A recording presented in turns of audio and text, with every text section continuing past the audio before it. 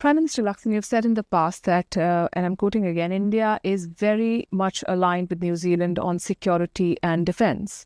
And New Delhi has raised concerns in the recent past vis-a-vis the Khalistani separatists that operate in New Zealand. And last year, they also held a referendum that talked about breaking up the state of Punjab from India. The government of India, of course, objected to it. How do you propose to address these concerns? Well, the bottom line is that in our democracy, we believe in the freedom of speech.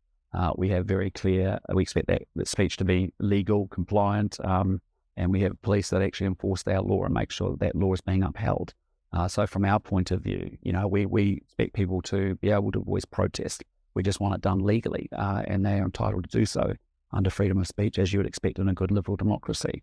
But it's also important that the law is upheld and maintained, and where we see that is not the case, obviously our police over a number of decades have continued to enforce those laws, and so and make sure that it is legal and it is appropriate.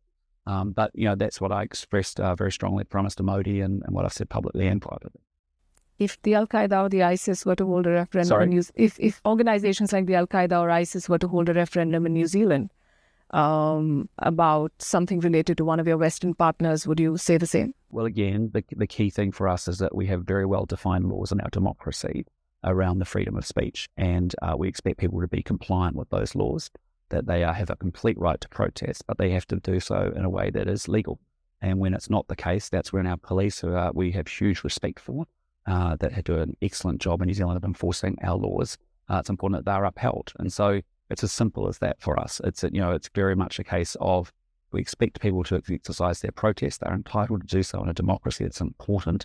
But equally, we expect that actually they are compliant with our laws at any point of time.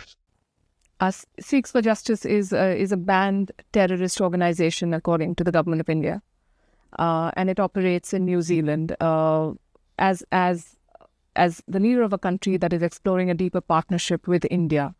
Are you willing to be open to these concerns from New Delhi on acting against groups which India perceives as threats? Well, I've heard the broad perspective of the Indian government around that particular issue, but as I keep coming back to you to say, as a sovereign, as a democracy that respects sovereign borders and sovereign nation states, we have strong laws in our system to protect free speech, but also to ensure that free speech is compliant with our legal system.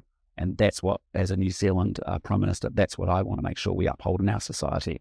And so we'll continue to, we as I said, we really are proud of free speech, but we also expect free speech that comes with some responsibilities, and that is to make sure that it's fully compliant with our legal framework as well. You went to a Gurudwara with Prime Minister Modi yesterday. Did you have conversations with the Indian leadership on this particular point, on the Khalistan issue? It was expressed to me in a general sense about, we talked about terrorism in general. It was obviously a perspective from the Indian government that was raised with me as well around how they view this separatist movement across the world and what they've observed.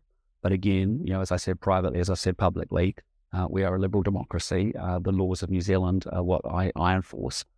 We expect people to have free speech, but we expect them to be compliant with that law. I understand, but no specific conversation on Khalistan on this visit is what you're saying? I understand the Indian position at a broad sense, but there was no specific, nothing specific from a New Zealand point of view. It was raised with me as a general issue, okay, as you heard the Prime Minister say yesterday. Yes. But I also raised back our position around free speech and people being compliant with our law. I understand.